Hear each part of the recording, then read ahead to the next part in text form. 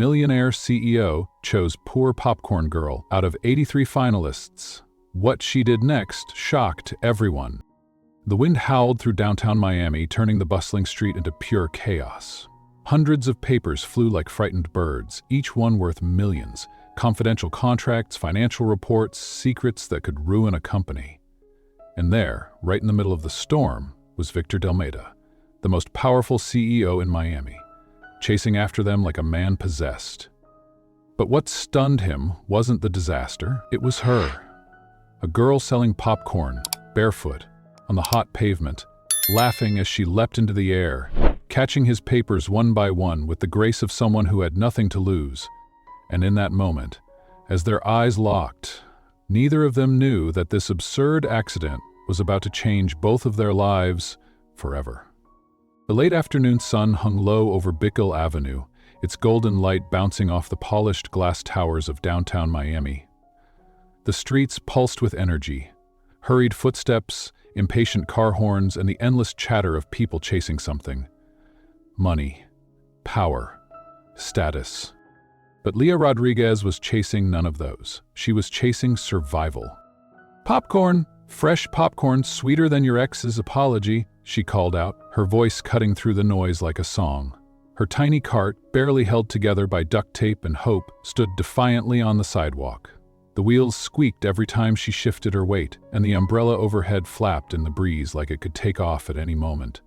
Her yellow t-shirt was faded from too many summers, her jeans patched at the knees, and her sneakers had more holes than fabric. But her smile, that stayed untouched, bright, genuine, and stubbornly alive. She spotted a man in a navy suit walking briskly toward the crosswalk, the kind who usually pretended she didn't exist. But Leah never let them get away easy. "Mister in the suit," she shouted, waving her scoop in the air like a baton. "Yes, you. You look like you need a little joy today.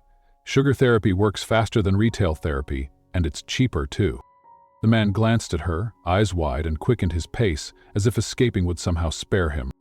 Leah laughed. Okay, but when your happiness crashes in 20 minutes, don't say, "I didn't offer to help." She tossed another scoop of caramel corn into the glass bin, her laughter spilling out into the air. It was ridiculous, this life of hers. But somehow, making people smile, even if just for a moment, made it all feel worth it. What Leah didn't see was the tall man who had just stepped out of the grand tower behind her. Victor Dalmeda, CEO of TechVision Corporation. The man who owned the very building that scraped the clouds above her cart. His face was tight, his steps sharp, his phone pressed against his ear as he barked orders into it. "Martinez, if you can't explain where $200 million disappeared to, I will personally transfer you to a department so deep underground you'll need Google Maps just to find a restroom," Victor snapped, his voice as cold as the marble floors of his penthouse office. He wasn't a man who believed in bad days. He believed in disasters, and today was turning into one. In his other hand, he clutched a cardboard file box, filled with reports, confidential contracts, and highly sensitive investor documents, papers that were never supposed to leave the building. But Victor trusted no one today. If the board wanted numbers, he would bring them, personally. And that's when Miami decided to play its cruel little trick. A sudden gust of wind, sharp, vicious, perfectly timed, tore through the avenue like a rogue wave. Victor barely had time to react as the lid of the box flipped open, and the papers launched into the air like startled birds. "No, no, no!" he shouted, lunging forward trying to grab at the flying sheets. The wind laughed at him. Profit charts danced along the sidewalk, legal documents somersaulted into traffic, signed contracts floated dangerously close to the storm drain, and Victor Dalmeda, the man who controlled billion-dollar markets, was now reduced to chasing paper, like a desperate street performer. Leah turned at the commotion. For a moment, she simply watched, stunned by the bizarre sight, the mighty CEO, flailing like an uncoordinated juggler, his perfectly styled hair undone by the wind. And then she burst out laughing. "Oh my God," she wheezed. "You look like a penguin trying to fly." Victor froze. His head snapped toward her, utterly bewildered. Who was this girl? Without thinking, Leah sprinted toward the papers, her feet moving with a dancer's grace. She leapt, catching one sheet just before it escaped down the drain. She spun, scooped up another two, then slid across the sidewalk like she was playing a game only she could win. Victor could only stare, breathless, as the popcorn girl, this barefoot hurricane of energy, rescued his most important documents as if it were the most natural thing in the world. Are you helping me or mocking me?" he managed to ask, still trying to catch his breath. "Helping," Leah grinned, handing him a stack of papers. "Two hands are better than one. Besides, watching you was the best free entertainment I've had in weeks." Victor blinked. No one spoke to him like that. By the time they gathered the last sheet, Victor was sweating through his $1,000 shirt. Leah, on the other hand, was beaming, her cheeks flushed from the excitement. "Wow, you sweat a lot," she teased, glancing at his soaked collar. "You might want to try some real exercise sometime, like, pushing a popcorn cart uphill."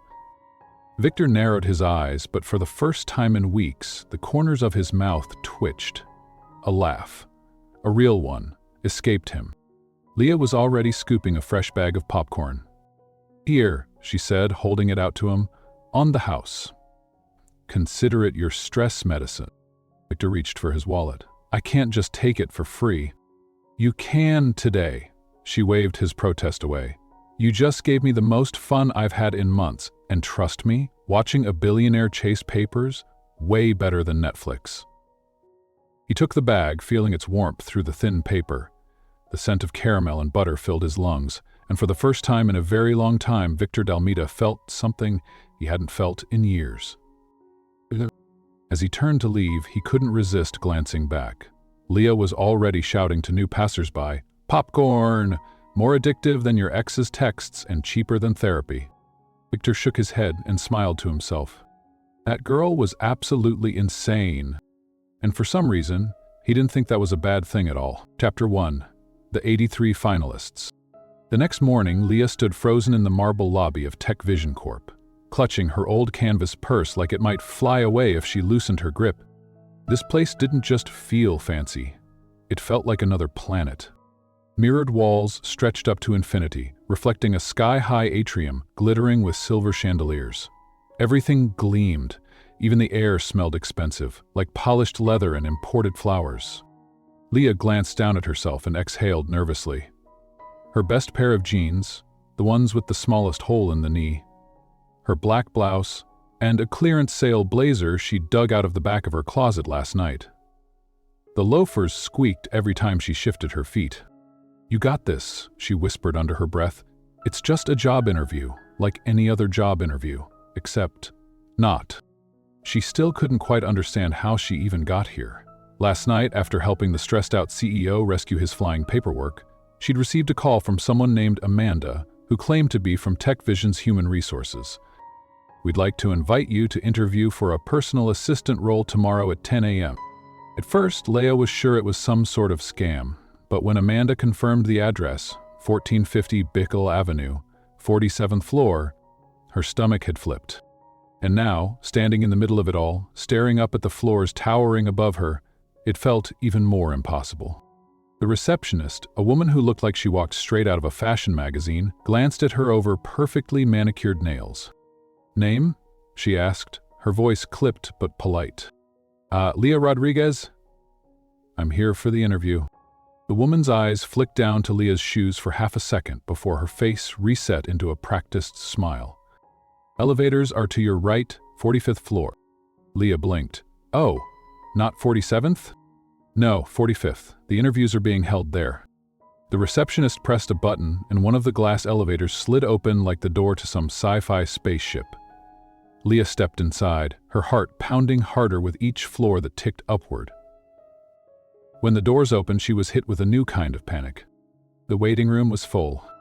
At least 80 women sat in sleek leather chairs, all dressed in high-end suits and designer shoes, chatting quietly as they sipped bottled water.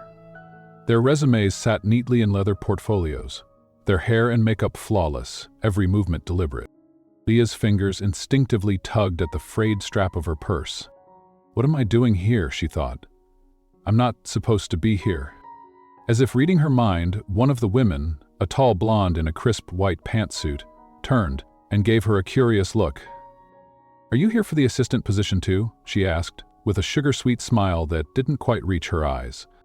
I think so," Leah replied, her voice smaller than she intended. "Interesting," the woman said, returning to her phone. Leah found an empty chair in the corner and sat down, trying to make herself invisible. The women around her were comparing credentials like trophies. "I finished my MBA at Stanford last year. My last boss was the CFO of Goldman Sachs. I'm fluent in 4 languages and run a consulting business on the side." Leah stared at her hands, still faintly smelling of buttered popcorn.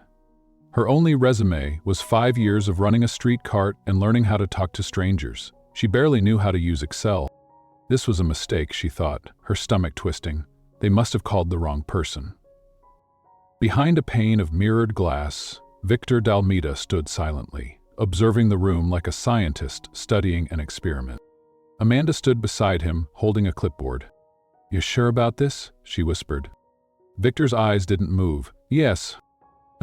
There are 83 highly qualified candidates down there," Amanda said softly. "And you want to consider her?" Victor finally glanced sideways at Amanda, his voice cool. "The others have perfect resumes. They know how to play the part, but none of them chased my papers down the street like their life depended on it." Amanda bit back a smile, but said nothing more.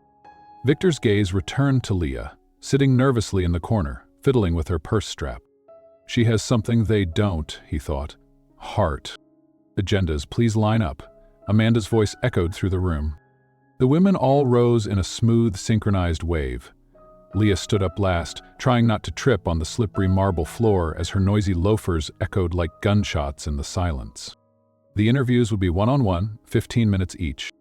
As each woman was called, they walked confidently into the glass-walled interview room, some exiting with smug smiles, others with nervous glances.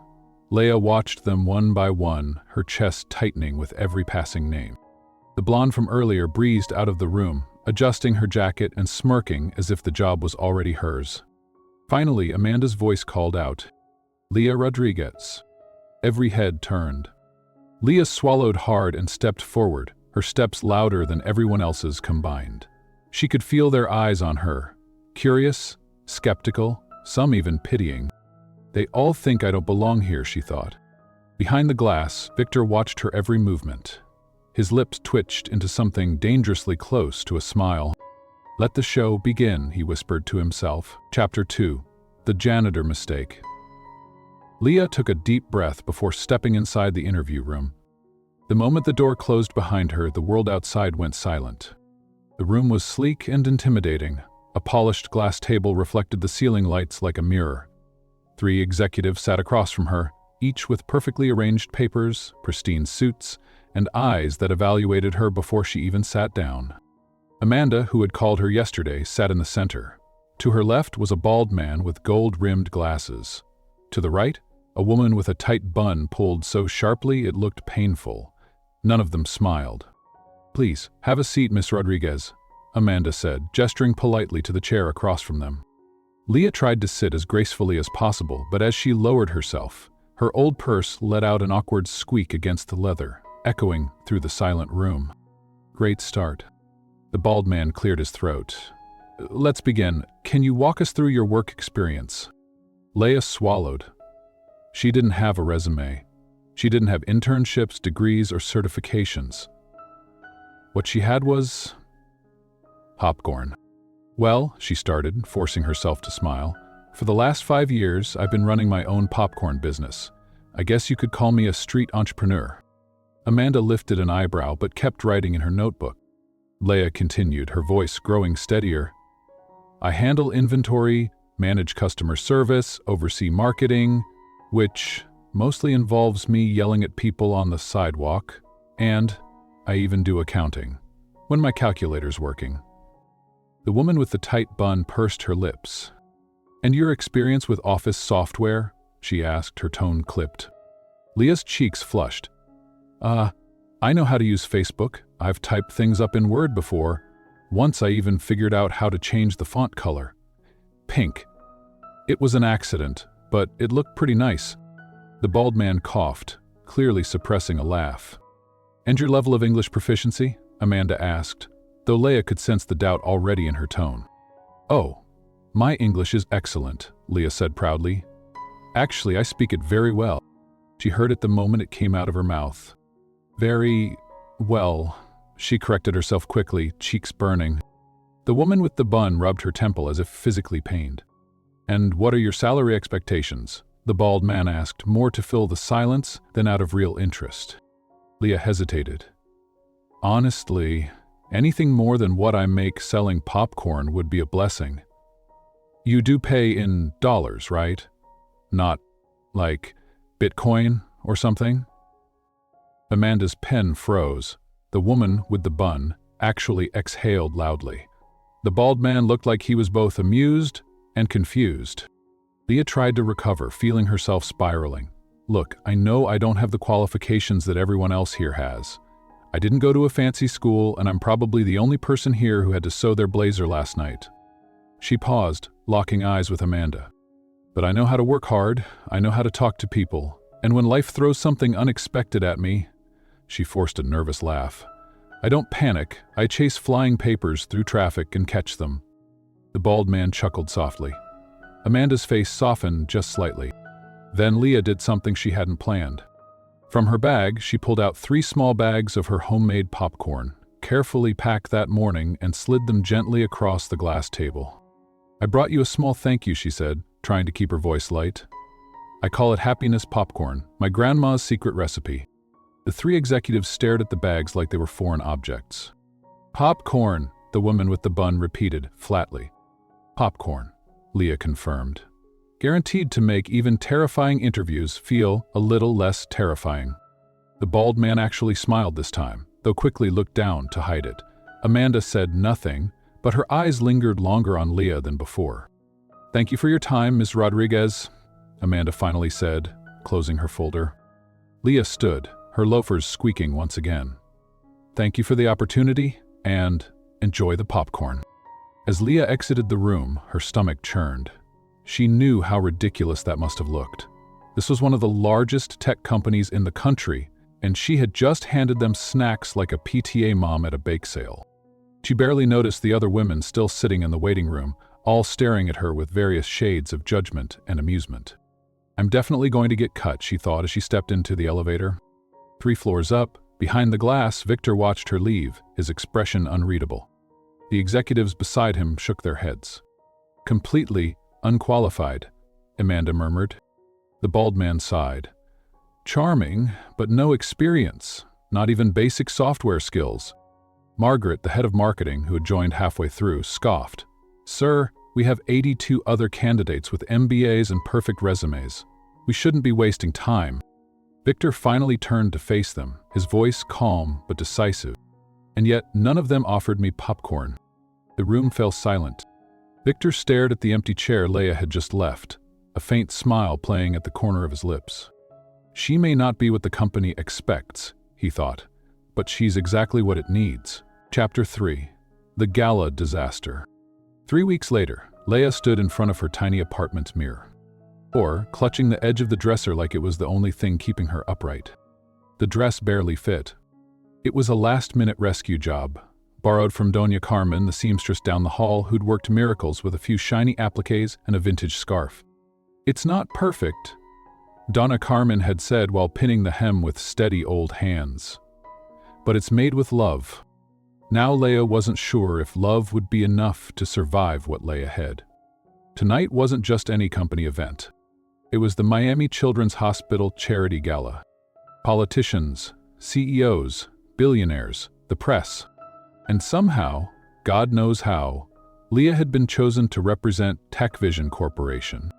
Her first formal event, her first high society gala, her first time feeling like an imposter. The Fontainebleau Hotel gleamed under the moonlight, its massive glass facade reflecting the glitz of Miami's skyline.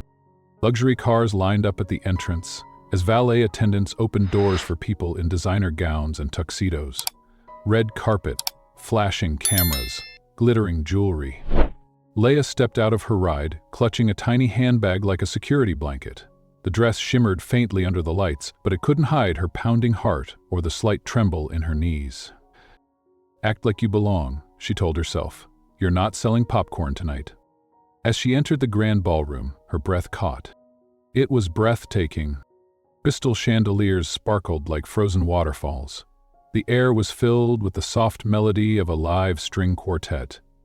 Tables draped in white silk glistened under soft amber lighting, decorated with towering floral arrangements that smelled like wealth. Leah Rodriguez, Tech Vision Corporation, she told the hostess, forcing a confident smile. The hostess glanced at the guest list, hesitated for a second, probably surprised by Leah's modest appearance, but finally handed her a wristband. You're confirmed. Welcome. Inside, Leah barely had time to take in the opulence when a voice interrupted her thoughts. You must be the representative from Tech Vision. Leah turned and nearly lost her breath. Standing before her was a tall, elegant man with a perfectly tailored suit and a smile that belonged on magazine covers. I'm Ricardo Mendez, CEO of Innovate. Your Oh, Leah laughed nervously. Nice to meet you. I'm Leah. And yes, competition, but friendly competition. For now. Before she could respond, a waiter passed by with a tray of champagne. Leah reached for a glass, wanting something, anything, to hold. But as she turned back toward Ricardo, her elbow clipped another waiter carrying an entire tray. The world slowed. The glass of champagne flew, spinning mid-air like a liquid missile, before splashing onto the pristine white shirt of a man standing nearby. Oh my gosh, Leah gasped, instantly grabbing a handful of napkins. I'm so sorry. The man dabbed at his shirt calmly. Don't worry, it happens. Ricardo leaned in and whispered, Leah, that's the Minister of Finance. Leah's stomach dropped. Minister? Oh no, I'll buy you a new shirt. Or pay for the dry cleaning. Or, oh God. The minister chuckled, waving her off. Relax, young lady. Your honesty is refreshing. You wouldn't believe how many people pretend accidents never happened at these events. Dinner wasn't much better. Leah sat surrounded by business leaders and dignitaries, all effortlessly gliding through their multi-course meals. She fumbled through the silverware, accidentally using the dessert fork for her salad, and choked slightly when the waiter described the entrees in French. Halfway through dinner, as waiters passed by with tiny appetizers, Leah spotted a familiar Brazilian snack on one of the trays. Wait, coxaia, she blurted out, practically leaping out of her chair. I love these. Sorry, excuse me. She hurried over to the waiter, grabbing a plate of coxinhas with the giddy excitement of a child at a carnival. These are better than the ones from the corner stand near my house, she told the baffled waiter, before returning to her seat with a full plate of snacks.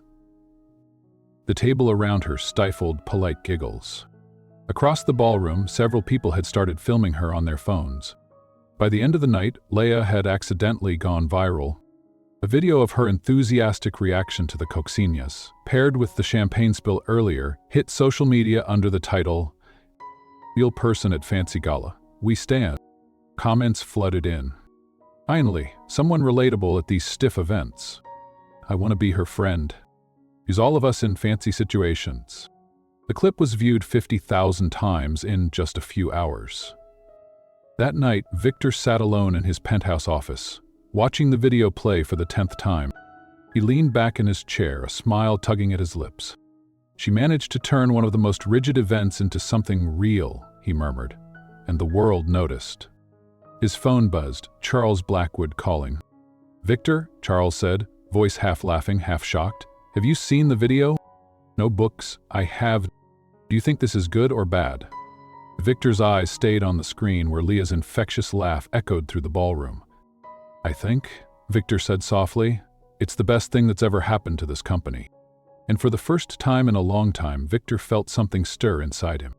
Not business interest, not PR calculation, something personal, something deeper. Chapter 4, The Viral Scandal.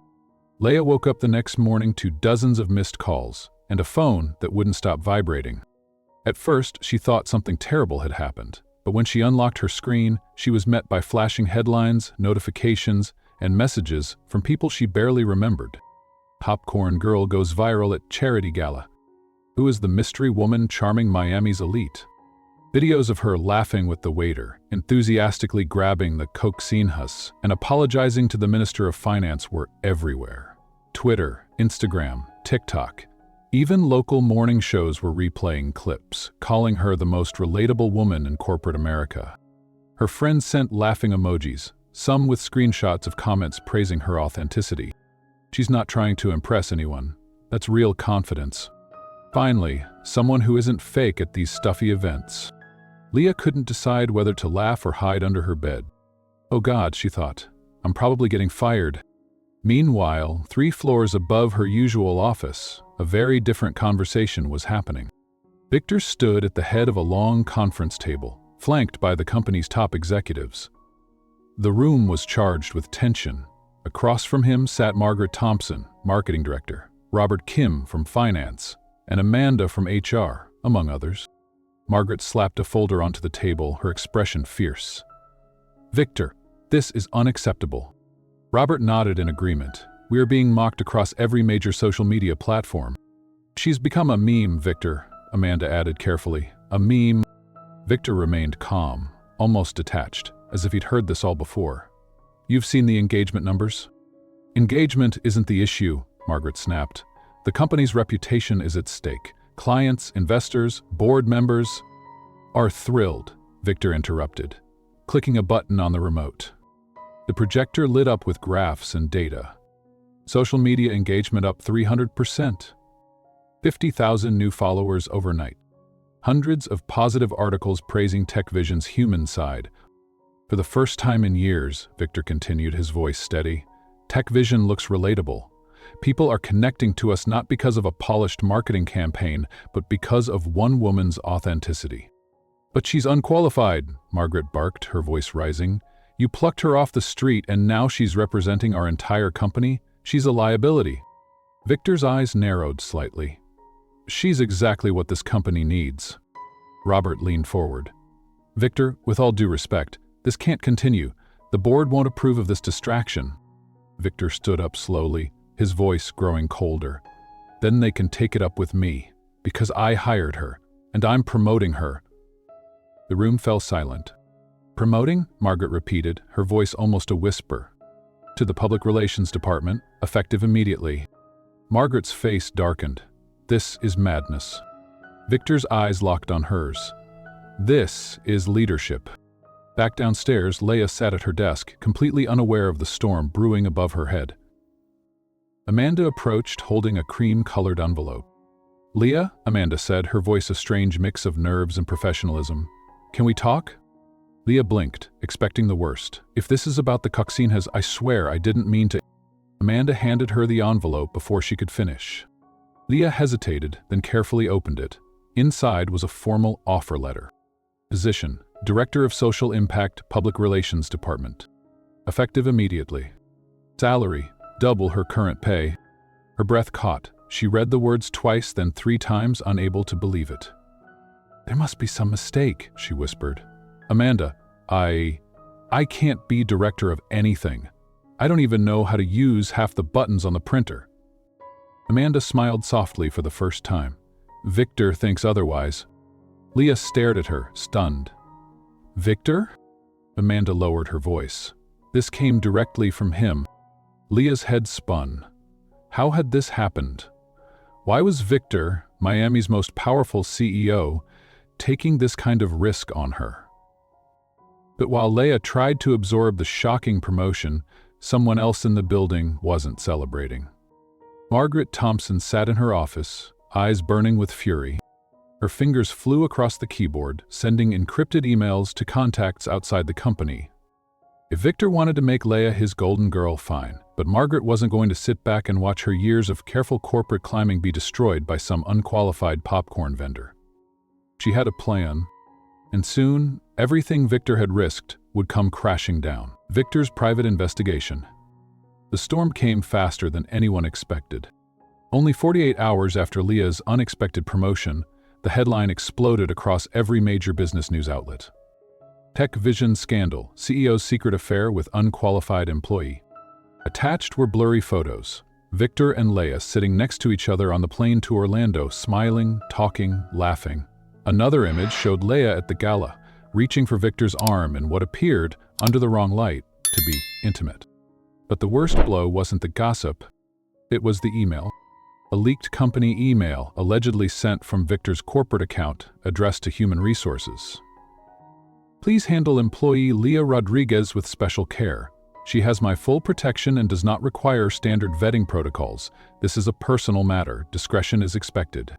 The article gleefully quoted anonymous insiders who claimed Leah's rapid promotion was based not on merit but on a personal relationship with Victor Dalmeda. By mid-afternoon, shareholders were panicking. The board was demanding answers. And inside TechVision headquarters, the air was suffocating. Leah sat frozen in Amanda's office, reading the article on Amanda's tablet, her hands trembling. "This is a lie," she whispered.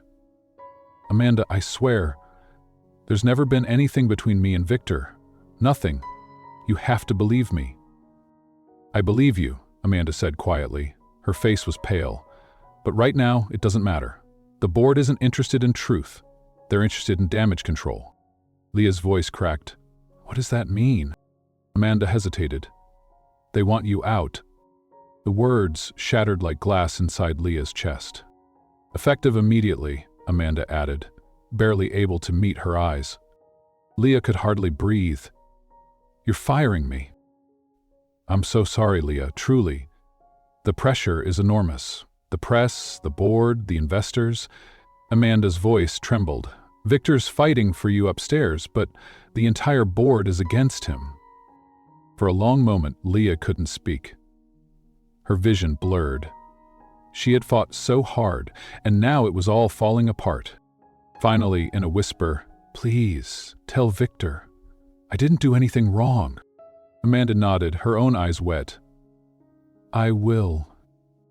As Leah packed up her few belongings, avoiding the curious glances of co-workers who once smiled at her but now only whispered, Victor was pacing behind closed doors on the 47th floor.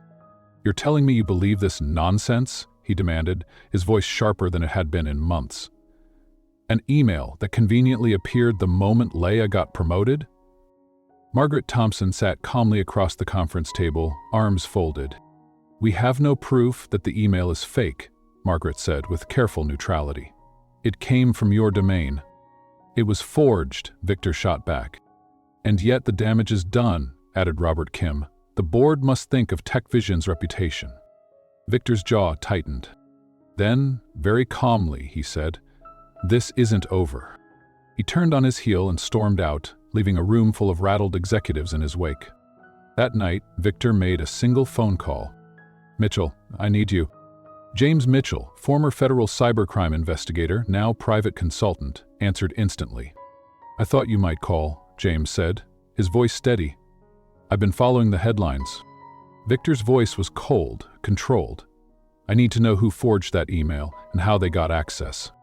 "Already on it." And James, "Yeah." Discreetly. The fewer people who know, the better. 2 days later, James stood in Victor's office, dropping a thick folder onto the desk. Victor flipped through the reports. Server logs, timestamps, employee access files. "Tell me what I need to know." "The email was fabricated on an internal machine," James began. "Someone with full administrative access to your servers, Victor. Someone very high up." Victor's gaze sharpened. "We narrowed it down to 12 possible employees," James continued.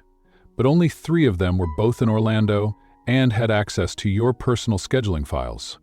He laid out the list. Amanda Rodriguez, HR. Robert Kim, Finance. Margaret Thompson, Marketing. "And then," James said, tapping the folder, "I found this." He pulled out a screenshot, a hidden folder labeled Project LR. Victor's eyes narrowed. Leah Rodriguez. James nodded grimly. "Margaret's personal folder. She's been compiling dirt on Leah for weeks, maybe longer, monitoring her mistakes, building a file to undermine her from the moment she was hired." Victor's fists clenched. "She wasn't just targeting Leah," James said quietly. "She was targeting you." Victor stood, pacing to the window overlooking the city. "My own executive," he whispered. "She wanted to destroy both of us. She had help from that business blogger, Daniel Carvalho. She fed him the story in exchange for promised influence once you were forced out. Victor's eyes hardened into steel. "And now, Mr. Dalmeda," James said softly, "you have your smoking gun." For the first time in weeks, Victor's anger cooled into clarity. Margaret thought she had won, but she had underestimated him. Victor turned back to James, his voice steady. "Prepare everything. I want the board assembled." Chapter 6. The Boardroom Showdown. The boardroom on the 47th floor had never been this tense. 11 board members sat in stiff silence around the long mahogany table. The city skyline glimmered beyond the tall glass windows, but no one was admiring the view. They were waiting for Victor. The recent scandal had rocked TechVision's reputation. Investors were growing nervous. The media was still circling like vultures. And at the center of it all stood a single woman, Leah Rodriguez. And the question everyone was asking: had Victor Dalmeda risked the company for a personal relationship? The heavy double doors opened. Victor walked in calmly, carrying a single folder under his arm. He placed it gently on the table and looked each board member in the eye. Behind him, Charles Blackwood, the chairman, nodded gravely. Margaret Thompson, sitting near the head of the table, kept her posture perfect, but Victor noticed the subtle tightness in her jaw, the way her fingers gripped her pen a little too firmly. "Let's begin," Charles said, folding his hands. Victor's voice was controlled, sharp. "You've all read the headlines. You've seen the supposed evidence. And some of you have already drawn your conclusions." A few of the members shifted uncomfortably. "But before you decide the future of this company, you deserve to know the truth." He clicked the remote. The large screen on the wall lit up. First came server logs, then time-stamped access reports, next screen captures of hidden folders. One by one, the pieces fell into place like a perfectly aligned puzzle. From the day Leah Rodriguez was hired, someone inside this company began building a file against her, monitoring her every move, compiling fabricated mistakes, gathering ammunition to discredit both her and myself. Victor let the words hang for a moment before continuing. This was not about inappropriate conduct. This was about power, about someone seeking to eliminate a rising threat. Not just Leah, but me as well. He clicked again. The screen displayed a string of emails, private communications between Margaret Thompson and the blogger Daniel Carvalho, emails filled with leaked information, lies, and strategy. The room fell deathly silent. Margaret's composure finally cracked. "This is absurd," she snapped. "Those could have been faked." "They weren't," Victor said coldly. "The original files were pulled directly from your company machine. Margaret, cross-referenced, verified." Margaret's face turned pale. "You manipulated the media, fed false information to shareholders, and attempted to orchestrate my removal." Victor's voice sharpened, every word slicing through the heavy air. "All to install yourself into my position." Robert Kim whispered under his breath. Amanda shifted nervously. Several members glanced uneasily at one another. "And then there's this," Victor said, producing a final sheet of paper from his folder. He placed it on the table, sliding it toward Charles. "A full confession, obtained lawfully, a forensic report signed by our investigator and the firm's legal counsel. The evidence is irrefutable." Margaret's lips quivered, but she said nothing. Charles stared at the document, his face grave. Then he looked around the table. "Well," he said, his voice cutting through the tension. "Anyone care to dispute what we've just seen?" No one spoke. The silence was damning. Charles turned to Margaret. "Effective immediately, you are terminated from your position as Marketing Director of TechVision Corporation. Our legal team will be contacting you regarding civil charges." Margaret stood, fury shaking through her as security entered the room. "You'll regret this," she hissed. "All of you." Victor stared at her, unflinching. "The only thing I regret is trusting you." Margaret was escorted out, her heels clicking sharply across the marble as she disappeared down the hallway. When the doors closed, Charles exhaled slowly. "Victor, you saved this company tonight," he said softly. "You could have walked away. You didn't." Victor's expression softened for the first time. "I didn't fight for the company, Charles," he said quietly. "I fought for her." The boardroom was still for several beats before Charles finally broke into a faint smile. Well then, Charles nodded, folding his hands once more. What happens now? Victor paused. Now, he said, his voice firm but calm. I'm going to make this right. That evening, as the Miami skyline blinked softly under the stars, Leah sat on her couch staring blankly at her phone. Her eyes burned from crying, her heart heavy with humiliation, confusion, and loss. Then the screen lit up with an unknown number. She almost ignored it. But something made her answer. Hello? Leah, it's James Mitchell, the man's voice said gently. I'm calling on behalf of Victor Dalmeda. Her breath caught. What? What is this?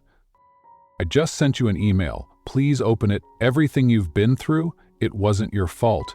You deserve to see the truth. Heart pounding, Leah opened her laptop and clicked on the file. What she saw stole her breath. The full boardroom footage, the evidence, the confession, Margaret's plot, the lies, the betrayal, all of it. When the video ended, she covered her mouth with her hands, sobbing silently. Her phone rang again. This time, it was Victor. Leah? His voice was quiet, raw, human. I'm so sorry. Her voice cracked. You found out. I should have protected you sooner. But I promise you, I've fixed it. Leah wiped her tears, unable to stop the overwhelmed smile that spread across her face. And Leah, I don't just want you to come back. She swallowed. What do you mean? I want you to come back, as Director of Social Impact. Full budget, full authority, and this time, not because I believe in your potential, but because the entire world can now see what I already saw in you. Director of Social Impact. Monday morning felt different. Leah stood in front of a door she never imagined would bear her name. A sleek gold plaque gleamed under the soft hallway lights. Director of Social Impact. Leah Rodriguez. Her fingers hovered over the sign for a moment, almost afraid to touch it, as if the whole thing might vanish if she did. But it was real as the view of Miami Bay that stretched beyond the full-length windows behind her new desk. Amanda appeared beside her, smiling genuinely this time, not the polite, corporate smile she used to wear. Welcome back, Director Rodriguez, she said softly. Leah laughed under her breath. I still can't believe I'm here. You earned this, Leah, Amanda said. Every bit of it. The office was beautiful, but simple. Minimalist, clean lines, warm colors, nothing like the cold, intimidating boardrooms upstairs. Victor had made sure of that. He wanted this space to feel like Leah. Warm, accessible, full of life. As Amanda left, Leah slowly stepped into her new office, breathing it in. On her desk sat a thick folder. A handwritten note was clipped to the top in Victor's unmistakable pen. You know where to begin. Follow your heart. Leah sat down carefully in the leather chair and opened the folder. Inside was a budget, $2 million, 0 cents. Authorization to hire up to 10 staff members. Full creative freedom. Her stomach flipped. $2 million. She had never seen more than a few thousand in her life. Now she was responsible for building something that could change lives. For the next few weeks, Leah threw herself into research. She met with nonprofits, city leaders, educators, and young people from the city's roughest neighborhoods. She walked through communities most corporate executives had never seen, talking to people no one else bothered to listen to. And then, one afternoon in Liberty City, the idea was born.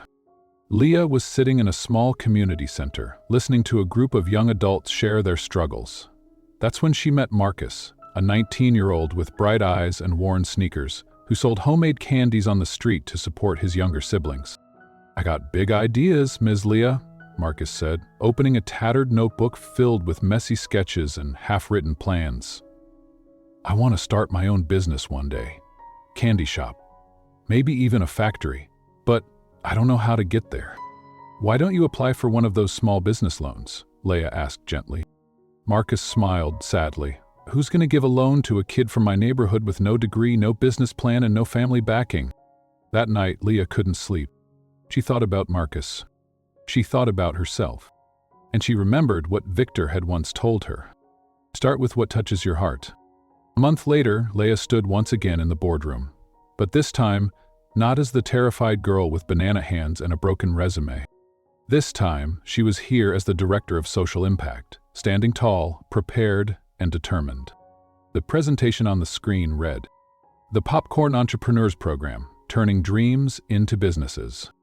Victor watched from his chair, proud but silent, letting her lead. Leah spoke clearly, passionately. "We have an entire generation of young people who don't lack intelligence or ambition, they lack access. They have business ideas, but no guidance, no funding, no resources to make them real." She clicked to the next slide. "The Popcorn Entrepreneurs Program will identify 20 young people from underserved communities. We'll provide them with 6 months of intensive mentorship, business development classes, and funding to build their first ventures." She paused. "And for the best projects, Tech Vision will offer seed investments of up to $50,000, 0 cents. A murmur rippled through the board. Charles Blackwood leaned forward, intrigued. $50,000 per project. Yes, sir. In return, Tech Vision would take a small equity stake in each venture. These aren't handouts, these are partnerships." Leah turned to the next slide, a simple diagram labeled "The Popcorn Effect." Most entrepreneur lifts an entire family. A business hires friends. A successful community inspires others. The ripple effect is exponential. She finished her presentation and looked around the room, heart pounding. For a moment, there was only silence. Then Charles clapped. Within seconds, the entire board followed. "Approved unanimously," Charles declared with a proud smile.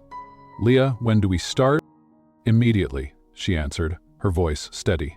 "We start immediately." 3 months later, the program was already making national headlines. Marcus had opened his own gourmet candy business, supplying local restaurants. Sarah, another young entrepreneur, had launched an app connecting housekeepers to clients and was already earning revenue. Diego was running an urban hydroponic farm, providing fresh vegetables to city schools. The media called it revolutionary. The government wanted to replicate it. Universities were asking Leah to guest lecture. CNN aired a special segment. Tech Vision's Popcorn Entrepreneurs, from street vendors to business leaders. Hashtag Popcorn Entrepreneurs began trending worldwide. One evening, after a long day of mentoring sessions, Victor stopped by Leah's office. "May I come in?" he asked softly. She looked up from her desk, smiling. "Of course." Victor stepped inside, hands in his pockets, watching her with quiet admiration. "You've built something extraordinary, Leah." "We built it," she corrected. "You gave me the chance." He took a step closer, his voice lowered. "No. I saw what you were capable of. But you made it real." Leah's heart fluttered, just like it had that very first day on Bickle Avenue. Victor smiled, eyes locking with hers. And for the first time in months, the tension between them felt almost electric. But neither of them moved. Not yet. Not tonight. Chapter 8, The International Breakthrough. 6 months after the first round of Popcorn Entrepreneurs launched, the world was watching. What started as a small Miami pilot had grown into a national phenomenon. Major newspapers praised Tech Vision's bold approach to corporate social responsibility. Business schools called it the new blueprint for community capitalism. But nothing prepared Leah for what happened next. The invitation came on thick, embossed stationery. United Nations Global Development Conference, Geneva, Switzerland. Leah read the letter 3 times before the words fully landed. The UN wanted her to speak. Not Victor, not the board. When she walked into Victor's office holding the envelope, her hands shook slightly. "Victor," she said softly, "look at this." He read the letter, his brow lifting in surprise. Then his face broke into a slow, proud smile. "They finally see what I've always seen," he said. "You're not just changing Miami, Leah. You're building something the world needs." "I don't know if I'm ready for this," she whispered. Victor stepped closer, his voice low and certain. "You've been ready since the first day you chased my papers down that sidewalk." She laughed quietly, blinking back emotion. "You always say the craziest things." "No," he said softly, locking eyes with her. "I say exactly what I mean." 2 months later, Leah stood on the main stage of the UN Development Hall in Geneva. facing hundreds of global leaders. Bright lights beamed down on her. Cameras broadcasted the event live to millions. Victor watched from the front row, his hands folded, his heart pounding almost as hard as hers. Leah took a deep breath. She no longer wore the clearance rack blazer from her interview, but she hadn't lost the simple, authentic grace that made her who she was. "Good afternoon," she began, her voice steady. "My name is Leah Rodriguez, and 2 years ago I was selling popcorn on the street corner of Bickle Avenue in Miami." The audience chuckled softly. The room leaned forward. "Today, I lead a program that has helped over 200 young people launch their own businesses. Kids who, like me, never thought they belonged inside boardrooms or behind executive desks. Kids who were never given a chance until someone finally offered them one." Leah clicked to the next slide, a mosaic of smiling young entrepreneurs, Marcus, Sarah, Diego, and dozens more. "We don't lack ambition, we lack bridges. And if you build a bridge for someone, you don't just change their life. You change their family, their neighborhood, their city, their country." A hush fell over the massive room. "This isn't charity. This is partnership. This is what business can be when we remember the people behind the profits." Her voice wavered slightly at the end, but she held her ground. When she finished, there was silence for a long moment. Then the entire hall stood up in a standing ovation. The applause thundered through the marble chamber, echoing long after she stepped away from the podium. Backstage, Victor found her alone, still catching her breath. "You were extraordinary," he whispered. "I was terrified," she confessed, laughing through misty eyes. Victor gently took her hand. "You made the world listen, Leah." For a brief moment, the noise of the conference faded around them. There was only the two of them, standing in the quiet space between ambition and something far more dangerous. Something personal. Victor's voice lowered, his gaze steady. "Leah, I need you to know something." Her breath hitched. She wasn't sure she was ready for what he was about to say. "In all my years building companies, negotiating deals, running numbers," his voice broke slightly, "I've never admired anyone the way I admire you." Leah's heart pounded so loudly she could barely hear the rest. "I'm not saying this as your CEO," Victor continued, "or as the man who gave you a job. I'm saying it as someone who fell for a woman who makes me want to be better every single day." She felt her body freeze, torn between two impossible emotions, hope and fear. Victor leaned in slightly, lowering his voice so only she could hear. "I love you, Leah." For a moment, neither of them spoke. Her mind spun wildly. He was her boss. He was powerful. And she was still that girl who once sold popcorn on the street.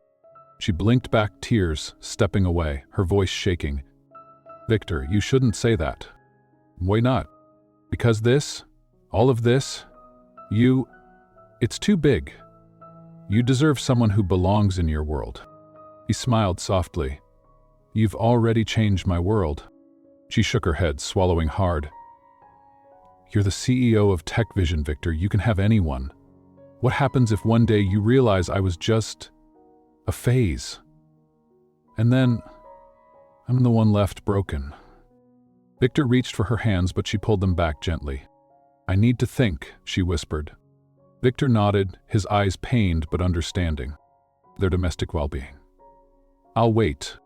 On the flight home from Geneva, Leah stared out the window, her thoughts swirling as the clouds drifted below them. Everything she had ever wanted was unfolding before her eyes, and yet she'd never felt more afraid of losing it all. Because somewhere inside she knew the truth. She loved him too. Deeply. Terrifyingly. Chapter 9. The Proposal. 3 months after Geneva, Leah stood on a small stage inside the newly completed Popcorn Entrepreneurs Center, a sleek, modern building that only 2 years ago had been a forgotten warehouse in the heart of Wynwood, Miami. Tonight was the grand opening.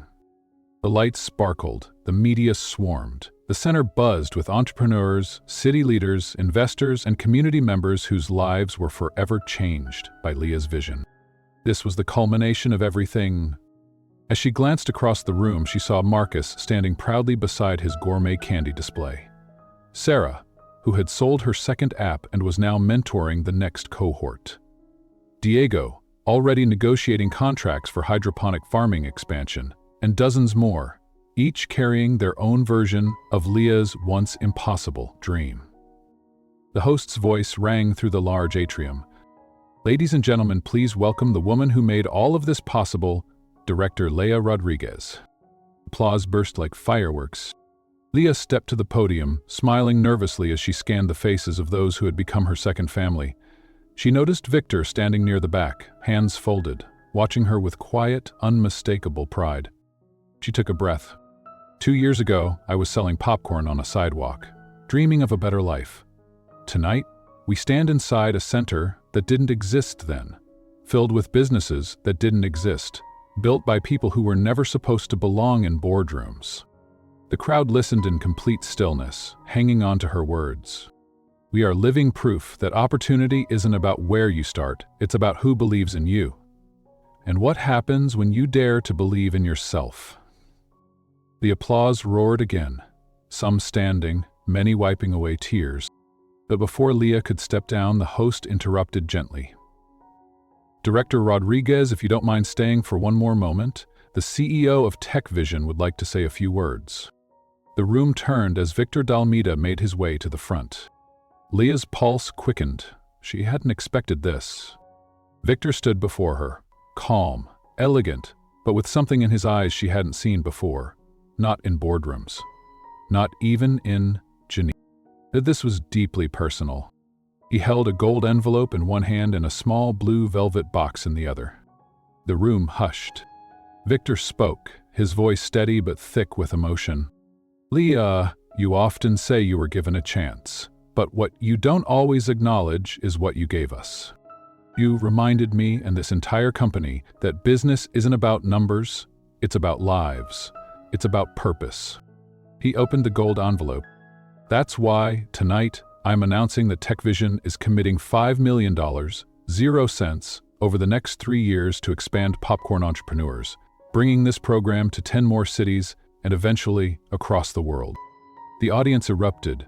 Cheers, applause, flashbulbs went off like 1,000 tiny stars. But Victor wasn't finished. As the noise settled, his voice dropped into something more intimate, though still heard by everyone present. "But there's something far more important I need to say tonight." He stepped closer to Leah, now standing only inches away. "Leah Rodriguez, when I first met you, you were catching papers in the wind. That day, you weren't just saving my documents, you were saving me. From a life that had forgotten how to feel." Victor's voice cracked slightly, but he didn't stop. "I have known powerful women, brilliant women. But I have never known a woman who made me want to be a better man every single day the way you do." He opened the small velvet box. Inside gleamed a single, breathtaking diamond ring. The entire room fell completely silent. "Leah Rodriguez, will you marry me?" Leah's vision blurred with tears. Her heart pounded so loud it filled the silence. For a moment, time froze. She saw all of it.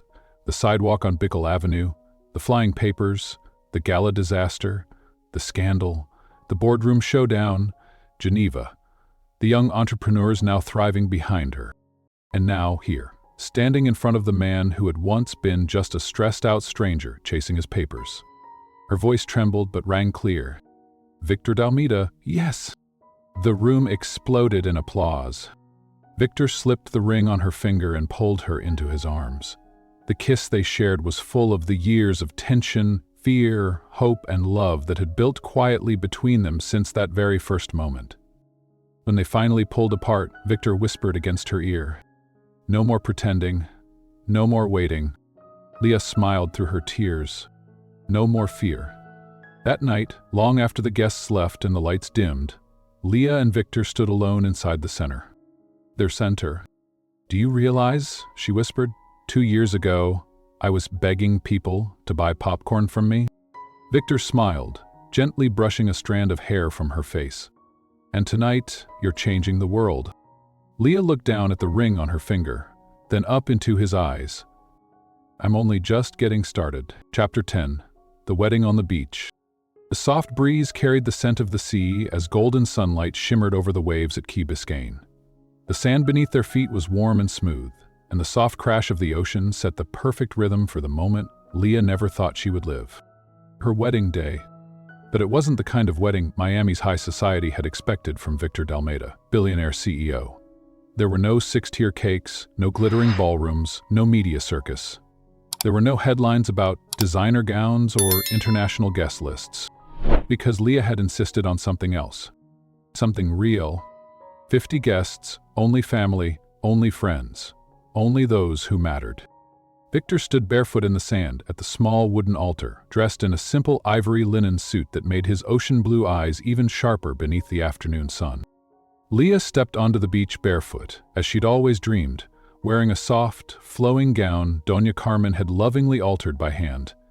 In her hands she carried a bouquet of wildflowers, and woven among them were small popcorn kernels, a quiet nod to where it all began. Her sister Anna whispered from behind, "Only you would put popcorn in a wedding bouquet." Leah grinned, nerves and excitement dancing in her chest. "It's my trademark." As she walked toward Victor, every step felt surreal. The faces that lined the rows smiled through happy tears. There was Marcus, standing proudly in the front row, Sarah with her husband holding her newborn daughter, Diego grinning ear to ear, giving Leah a double thumbs up. Amanda wiped her eyes discreetly, and Charles Blackwood sat beside Doña Carmen, who squeezed his hand with youthful mischief in her eyes. Victor's gaze never left Leah. When she reached him, he whispered with awe, "You look beautiful." "And you," Leah smiled, "don't look too bad yourself, Mr. Dalmeda." The guest chuckled softly at the familiar teasing between them. Charles Blackwood, who had happily agreed to officiate, stepped forward. "In my many years," Charles began warmly, "I've seen powerful mergers, brilliant contracts, and great partnerships. But none of those compare to what we are witnessing today. A partnership built not on profit, but on love, trust, and something far more rare in this world, honesty." Leah's throat tightened. Victor squeezed her hand. When it was time for vows, Leah went first. Her voice trembled but never broke. "Victor, when I met you, you were a man chasing papers down a windy street, and I was a girl chasing after a future I didn't believe I could have. But somehow we caught each other. You saw value in me before I ever saw it in myself. You didn't just change my life, you let me change yours. You've shown me that true love isn't about where we come from or what we have. It's about growing together, every single day." She paused, breathing in the salt air, tears shining in her eyes. "Please promise perfection, but I promise to always fight for us, just like I did when I chased those papers, and just like you've done for me ever since." Victor's voice was low and rich with emotion when he spoke. "Leah, you have reminded me that success means nothing without purpose, and purpose means nothing without someone to share it with." You took a man trapped inside boardrooms and reminded him how it feels to truly live. You've turned boardrooms into classrooms, numbers into lives, business into family. He swallowed hard, holding her gaze. "You once offered me popcorn on a street corner, and I thought you were just giving me a snack. I know now you were offering me a whole new life." The audience wiped away tears as Victor finished. "I will spend every day grateful that you chased after me that day, and I promise to keep chasing you for the rest of our lives."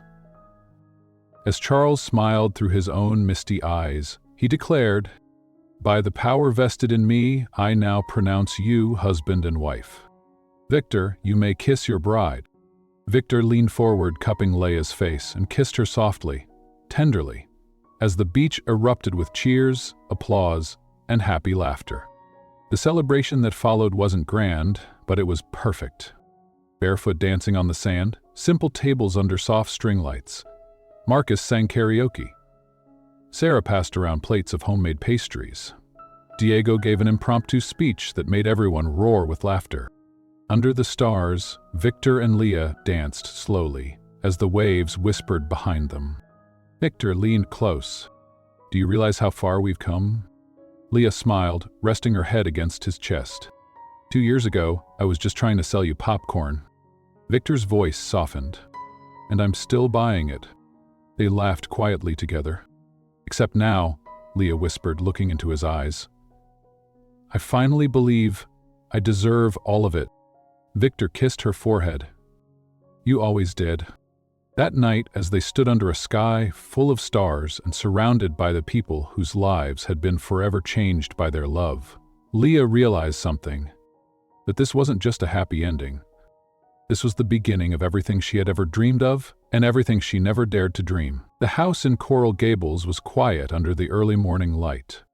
Leah stood barefoot in the backyard, her fingertips gently tracing the polished bronze plaque mounted to the side of the old, restored popcorn cart, now painted vibrant blue with golden edges, gleaming in the Florida sun.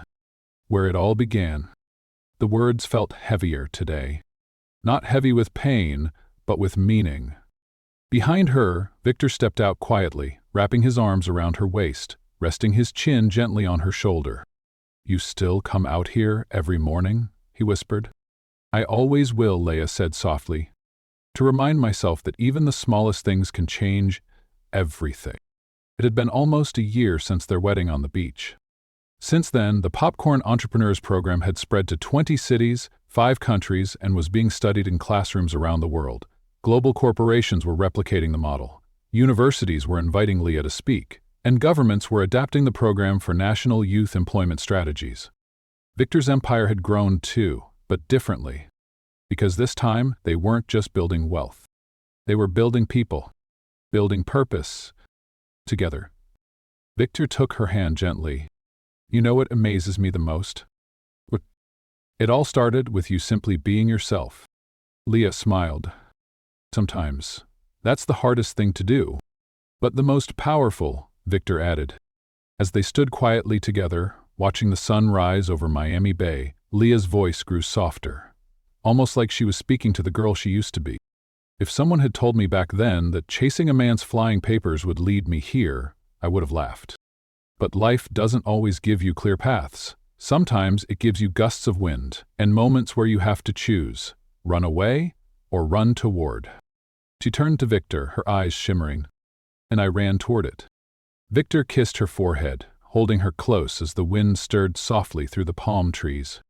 Sometimes, it's not the perfect plan, the perfect resume, or the perfect moment that changes your life. Sometimes, it's simply showing up, being kind, taking a small leap of courage when everything inside you says you don't belong. Because when you choose to be real in a world built on appearances, you may find that life offers you more than you ever dared to dream. Dear viewer, how did Leah's journey make you feel? Was there a moment that touched your heart?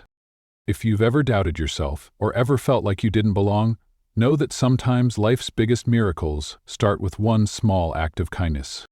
If you believe that everyone deserves a second chance, share this story. Comment your favorite moment, and never stop believing in the unexpected.